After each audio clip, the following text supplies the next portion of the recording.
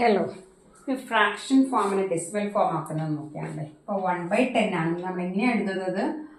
0.1. അതായത് ഈ 1/10 തന്നെയാണ് നമ്മൾ 0.1 എന്ന് എഴുതുന്നത് അല്ലേ. അപ്പോൾ ഒരു 0 ആണെങ്കിൽ ഒരു ഡെസിമൽ പ്ലേസ്. അപ്പോൾ 21/100 ആണെങ്കിൽ 2 0 ആകുമ്പോഴത്തേക്ക് 2 ഡെസിമൽ പ്ലേസ് വേണം. അപ്പോൾ ഇവിടെ 3/100 ആകുമ്പോഴത്തേക്ക് 2 ഡെസിമൽ പ്ലേസ് ഞാൻ ഇങ്ങനെ കൊടുക്കട്ടെ.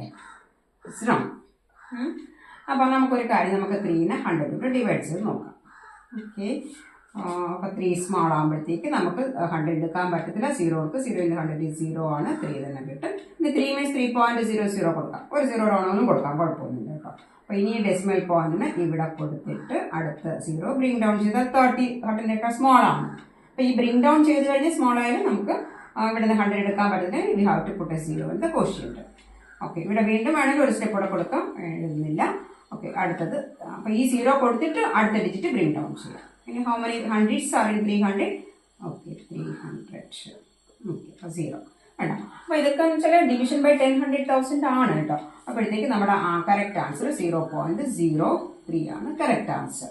അപ്പോഴേ ഈ ഡിവിഷൻ ബൈ 10 100,000 ഈസി വേ എന്ന് പറഞ്ഞാൽ പോയിന്റ് ഇവിടെ ആയിരിക്കും. 3 മീൻസ് 3 പോയിന്റ്, നമുക്ക് ഡെസിമൽ പോയിന്റ് ഇവിടെ ആയിരിക്കും. അപ്പോൾ 2 0 ആണെങ്കിൽ 2 ഡിജിറ്റ് ലെഫ്റ്റിലോട്ട് പോകണം. ഇവിടെ ഡിജിറ്റ് ഇല്ലാത്തപ്പോൾ 0 കൊടുക്കാം. അങ്ങനെയാണ് 0.03 കിട്ടുന്നത്. ഓക്കെ, അങ്ങനെ നമുക്ക് 4/100 നോക്കാം. 4/100 ആണെങ്കിൽ എന്താ കിട്ടും? പോയിന്റ് ഇവിടെ ആയിരിക്കും. 2 0 ആകുമ്പോൾ 2 ഡിജിറ്റ് ലെഫ്റ്റിലോട്ട്, ഇവിടെ ഒരു 0 കൊടുക്കുക.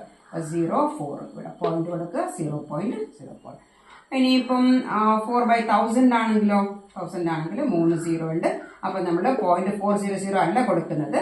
ഈ പോയിന്റ് ഇവിടെ ആയിരിക്കും. 3 0 ആകുമ്പോൾ 3 ഡിജിറ്റ് ലെഫ്റ്റ്, 1 2 3. ഇവിടെ 2 0 കൂടെ കൊടുക്കും.